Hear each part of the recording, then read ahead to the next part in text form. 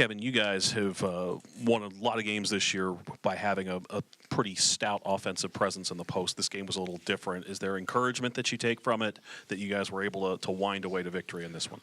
Yeah, I mean, I think the biggest encouragement is the fact that the only guy that's gone against Fred's defense is really Julian.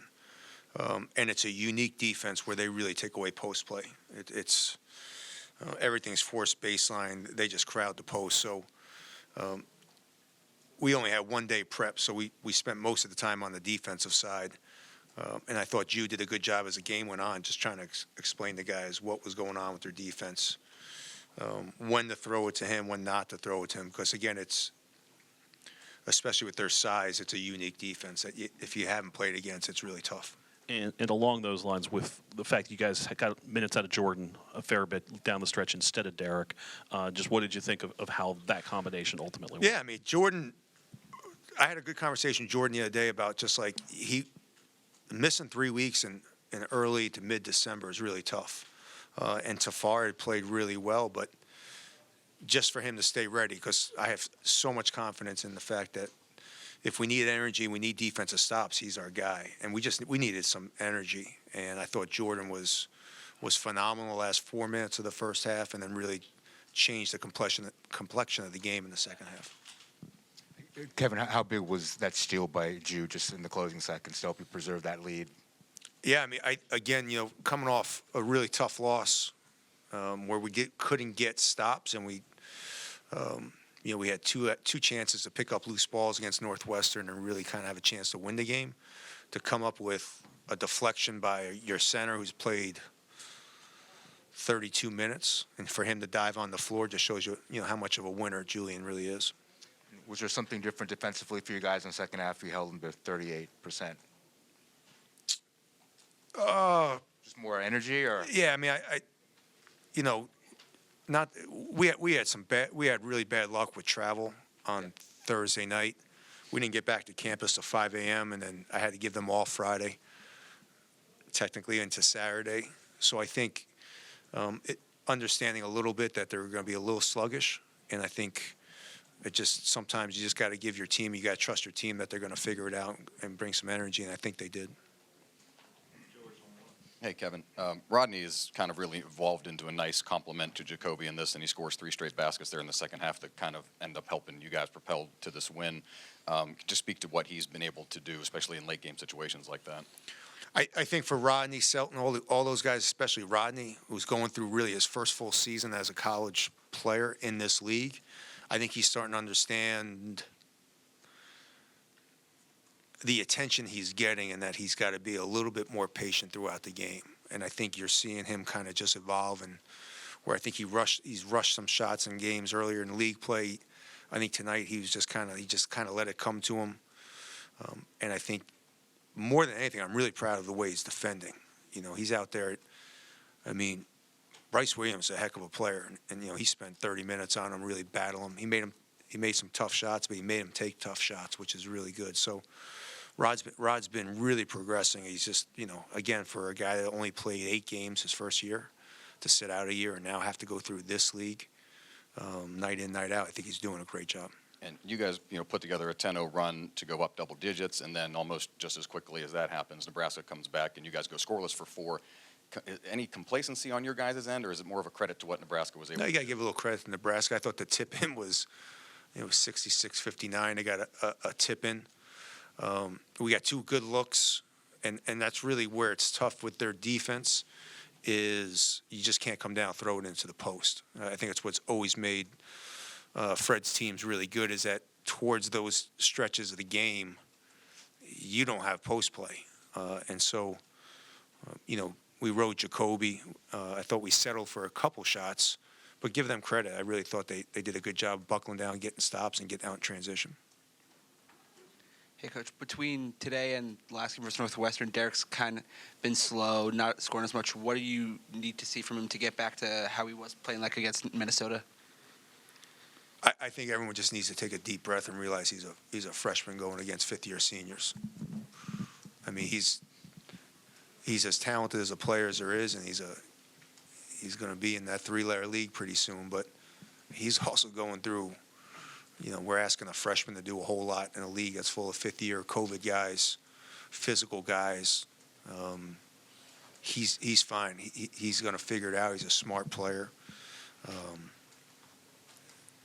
He's playing a ton of minutes. He played a ton of minutes the other night at Northwestern. So he's going to struggle at times. This league will make you struggle.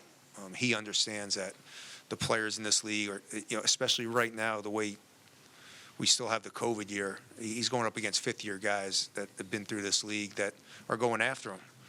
And he's still playing good. It's just his production is going to be a little bit down just because this league will make you do it. Kevin Jacoby had the last layup with 40 seconds left. He had the three going into halftime. It seems like he is able to produce and get timely baskets when you need it. What kind of special sauce does it take for a guy to do that for you? Yeah, the biggest thing with Jacoby is, trying to get him to kind of switch gears a little bit. He's always in go mode, which I love, but when he's got to play 38 minutes, trying to pick and choose his spots a little bit of when to take a break. But, he's wired to score a little bit. He's wired to go. A guy that size that plays as hard as he does on both ends, he's been really, really productive, and he's wired that way. He wants to do it. The biggest thing for us is trying to get him to realize when you're playing 38 minutes, there's got to be some times where you got to chill out a little bit. And then Morgan was on a heater. He had 17. You guys held him without a point for, I think, the last 18 minutes. What was the approach after that? We just started doubling them. We really, they hadn't gone to him all that much. He wasn't, he was I think it was a 9-point score, 8-point score. He came out and just kind of torched us a little bit. I think he caught us a little bit by surprise. So second half, we just didn't want him to be able to go one-on-one on guys. We were really trying to take away the three-point shot. I thought we did a pretty good job until we lost the siege, and I think it was Williams late in the second half where we were in control. So sometimes when you're trying to take away guys, we open up the paint a little bit, and we just talked about at halftime. We watched on film and just said, let's close it down a little bit. Let's be a little bit more physical. He kind of caught us by surprise, to be honest with you. He played really, really well. You have to give him credit. Between the West Coast trip and then Friday, Monday, Thursday, Sunday, are you guys just kind of in survival mode a little bit at this point with how the schedule's broken? So you look at the schedule, and you have to be really realistic at times with your team. My goal was to be 5-3 right now with our schedule. I thought that was what we should be, and in my opinion, I still think we should be somewhere in that range. No one coaches complain and bitch and moan about the schedule all the time, and no one cares. That's why I stopped complaining about it, because everybody just sits there and you sit there on Twitter and says there he is, he's bitching and moaning about something else. He's a baby. He's this. He's that. But yeah, we've had a rough go of it. And we've got 3 of our next 5 on the road. And I knew this January was going to be really tough. And getting them to understand it was probably my biggest challenge, is that sometimes your schedule, I've said this for as long as I've been a coach, sometimes your schedule will dictate how you play. And you cannot let your schedule affect how you get better and what your goal is overall. And we've had definitely a tough go. Nebraska's had a tough go. Northwestern, Northwestern played Sunday at noon against Michigan State. We played Monday night at 9 o'clock and had to travel. And people say, well, that's not that big of a deal. Well, what's the difference? It gives a team one team has coming off a bye week and has a whole nother day of rest and preparation. And then you got to go travel.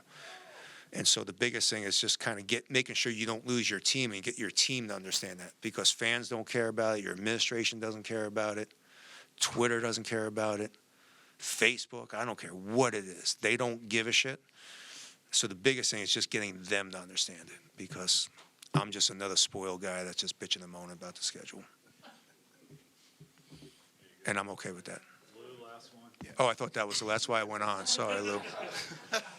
Coach, when you said that a lot of the only person who's faced that kind of defense was Julian, can you use the success stories of that, as this league progresses and as you go through these, You know, the fact, hey, y'all did it. There was a defense that only Julian had seen, and you guys were successful. I mean, how big is a moment like that with a team that a lot of times down the stretch, Julian's probably the only one that's faced or seen some of this stuff. Yeah, I mean, absolutely, and I think that's part of like being patient a little bit as a coach and being positive, and you know, when you have as many setbacks and tough losses as we've had, but then you look down and you think, all right, Rod's going through it for the first time. Jacoby's really going through this league for the first time. Derek's going through college basketball for the first time.